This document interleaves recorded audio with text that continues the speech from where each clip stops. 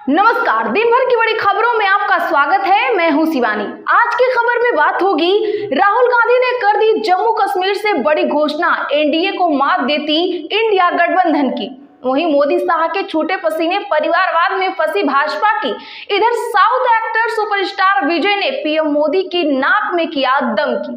साथ ही ममता बनर्जी को बड़ा झटका, भतीजे ने की बगावत की। और आरक्षण पर एनडीए के दो दलों में फूट, केंद्रीय मंत्री ने भी की बगावत की। वहीं दलित मामले में सरकार पस्त, घोर बीजेपी विरोधी को दिया बड़ा पद की। इसी के साथ आज दिन भर की सभी बड़ी और प्रमुख खबरों को जानेंगे विस्तार से। उससे पहले एक नजर सुर्खियों पर। जम्मू कश्मीर में कांग्रेस और एनसी में गठबंधन, फारूक अब्दुल्ला ने कहा सीटों का बंटवारा बाद में होगा। राहुल बोले हमने मोदी का कॉन्फिडेंस तोड़ा।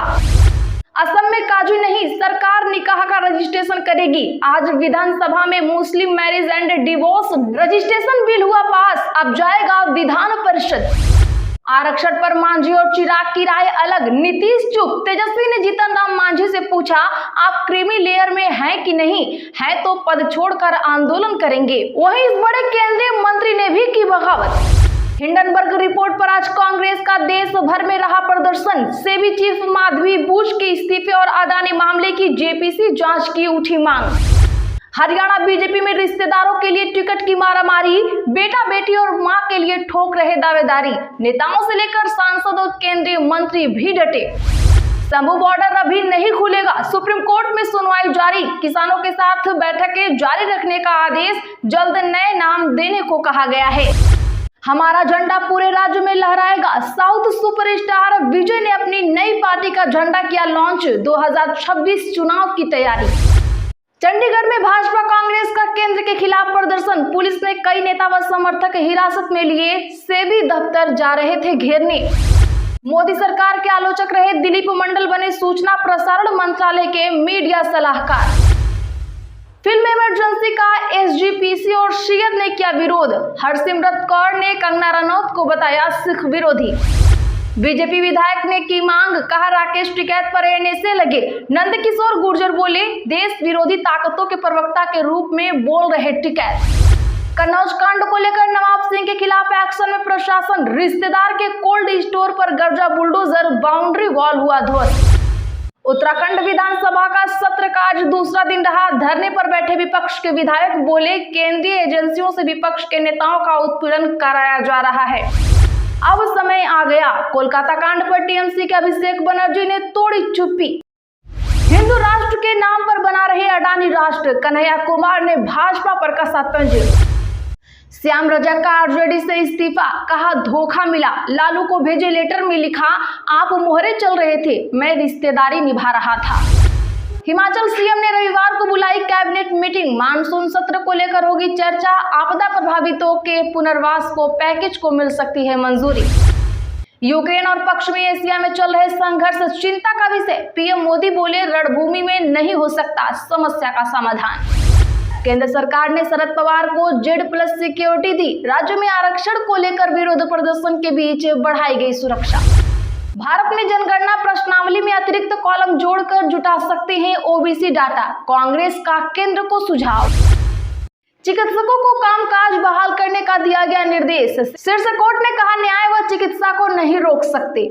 चलिए अब जानते हैं बड़ी और प्रमुख खबरों को विस्तार से। उससे पहले वीडियो को लाइक करें, साथ ही आपसे रिक्वेस्ट खबरों को आखिर तक जरूर देख लें।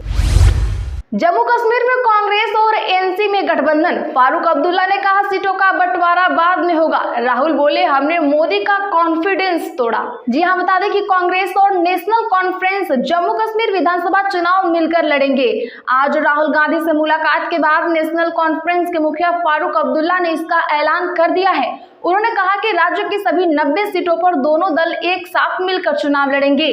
सीटों को आज रात फाइनल कर लिया जाएगा। हमें उम्मीद है कि हम फिर से सत्ता में आएंगे, हमारे दरवाजे सभी के लिए खुले हैं। आपको बता दें कि इससे पहले कांग्रेस सांसद राहुल गांधी ने श्रीनगर में पार्टी कार्यकर्ताओं से कहा कि जम्मू कश्मीर का प्रतिनिधित्व करना और इसे वापस राज्य का दर्जा दिलाना सबसे जरूरी है। यहाँ से मेरा खून का रिश्ता है, ऐसे में हमें उम्मीद है कि चुनाव में लोग हमारा साथ जरूर देंगे। वहीं आगे राहुल गांधी ने कार्यकर्ताओं से कहा कि लोकसभा चुनाव में हमने पीएम मोदी का कॉन्फिडेंस तोड़ दिया है। अब उनकी छाती 56 इंच की नहीं रही, वे अब कंधे झुका कर चलते हैं। केंद्रीय मंत्री बोले एससी और एसटी रिजर्वेशन में क्रीमी लेयर स्वीकार नहीं। कांग्रेस ने कहा फैसले के पीछे अटॉर्नी जनरल की गलती, पीएम के इशारे पर ऐसा किया काम।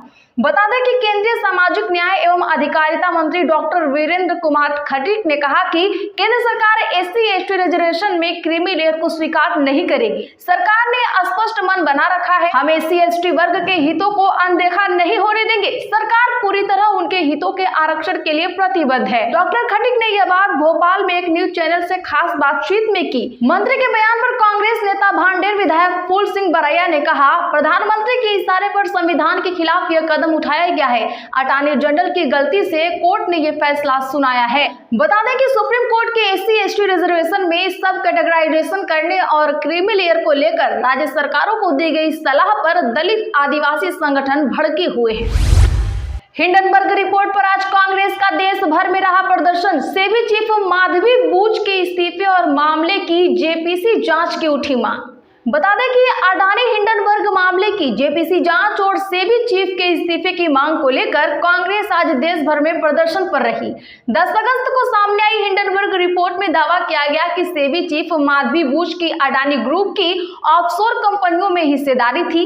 कांग्रेस कार्यकर्ता सभी राज्यों के ईडी ऑफिस के बाहर विरोध प्रदर्शन कर रहे थे। वहीं दिल्ली में जंतर मंतर में भी प्रदर्शन हुआ। कांग्रेस नेता सचिन पायलट ने कहा, अगर सरकार कुछ नहीं छिपा रही है तो उसे जेपीसी जांच के लिए मना नहीं करना चाहिए। वैसे भी जेपीसी कमेटी का अध्यक्ष भाजपा से ही होगा। हरियाणा बीजेपी में रिश्तेदारों के लिए टिकट की मारामारी, बेटा बेटी और मां के लिए ठोक रहे दावेदारी। जी हां, बता दें कि हरियाणा विधानसभा चुनाव में भाजपा की टिकट के लिए नेताओं ने रिश्तेदारों की कतार लगा दी है। केंद्रीय मंत्री से लेकर सांसद और विधायक तक अपने रिश्तेदारों के लिए टिकट मांग रहे हैं। हालांकि कई नेताओं के आड़े भाजपा की एक परिवार में 2 टिकट न देने की नीति आड़े आ रही है। मगर भाजपा सूत्रों की माने तो अगर कैंडिडेट जिताऊ होता है तो हरियाणा में हैट्रिक के लिए नीति से परहेज भी किया जा सकता है। खासतौर पर राष्ट्रीय स्वयंसेवक संघ के फीडबैक के बाद इनको टिकट के चांसेस बढ़ गए हैं। तो कहीं ना कहीं अब बीजेपी भी परिवारवाद करने लगी है। शंभू बॉर्डर अभी नहीं खुलेगा, सुप्रीम कोर्ट में सुनवाई जारी, किसानों के साथ बैठकें जारी रखने का आदेश। जी हां, बता दें कि शंभू खनौरी बॉर्डर को लेकर सुप्रीम कोर्ट में आज सुनवाई टल गई। सुप्रीम कोर्ट ने दोनों सरकारों को किसानों के साथ बैठकें जारी रखने के आदेश दिए हैं। वहीं पंजाब को 3 दिन में अन्य कमेटी सदस्यों के नाम देने को भी कहा है। अगली सुनवाई 2 सितंबर को निर्धारित की गई है। बता दें कि सुप्रीम कोर्ट ने आदेश में कहा कि दोनों राज्यों के वकील इस अदालत द्वारा गठित की जाने वाली समिति के लिए मुद्दों का प्रस्तावित विषय प्रस्तुत करें। हमने स्पष्ट किया कि समिति का संदर्भ एक व्यापक अधिदेश होगा ताकि जो मुद्दे बार बार कानून और व्यवस्था की समस्या पैदा कर रहे हैं उन्हें निष्पक्ष और उचित तरीके से सौहार्दपूर्ण ढंग से हल किया जा सके। हमारा झंडा पूरे राज्य में लहराएगा, साउथ एक्टर सुपरस्टार विजय ने अपनी नई पार्टी का झंडा किया लॉन्च। दरअसल बता दें कि बीजेपी पर लगातार निशाना साधने वाले साउथ फिल्मों के सुपरस्टार और तमिलगा वेत्री कजगम के प्रमुख विजय ने आज अपनी पार्टी का झंडा जारी किया है। 22 सितंबर को विल्लुपुरम में होने वाली पार्टी के राज्य स्तरीय सम्मेलन से 1 महीने पहले इस इवेंट का आयोजन किया जा रहा है। इस दौरान विजय थलापति ने कहा, हमारा झंडा कल से पूरे राज्य में लहराएगा। विजय ने फरवरी में अपनी खुद की पार्टी लॉन्च करने की घोषणा की थी। इस दौरान विजय ने कहा कि अब तमिलनाडु बेहतर होगा, जीत निश्चित है। उन्होंने बताया कि यह झंडा तमिलनाडु के विकास के लिए कोशिश करने का प्रतीक है। पार्टी राज्य स्तरीय सम्मेलन के लिए जोर शोर से तैयारी कर रही है।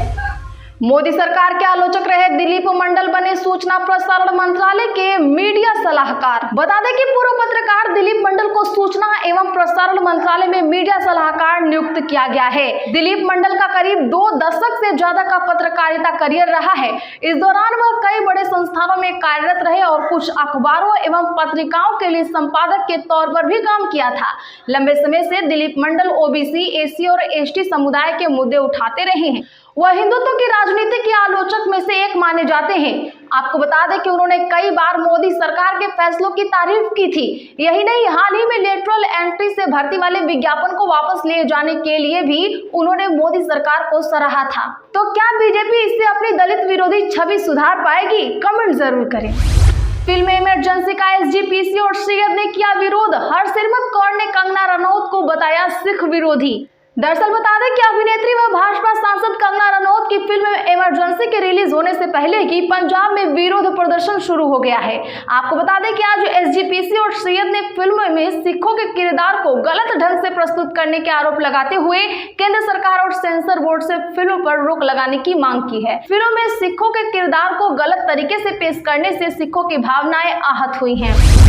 अब समय आ गया कोलकाता कांड पर टीएमसी के अभिषेक बनर्जी ने तोड़ी चुप्पी। बता दें कि तृणमूल कांग्रेस के अभिषेक बनर्जी ने आज कोलकाता कांड पर आखिरकार अपनी चुप्पी तोड़ डाली है। आरजीकर अस्पताल में हुए कांड को लेकर देश भर में चल रहे विरोध प्रदर्शन के बीच अभिषेक बनर्जी ने कहा है कि अब समय आ गया है जब दोषियों को कड़ी से कड़ी सजा मिलनी चाहिए। पिछले कई दिनों से बंगाल में मौजूदा राजनीतिक हालात के बीच तृणमूल कांग्रेस के राष्ट्रीय महासचिव अभिषेक बनर्जी की चुप्पी पर सवाल उठाए जा रहे थे। बनर्जी ने कहा, दुख की बात है कि अब तक अस्थायी समाधान को लेकर चर्चा नहीं हो रही है।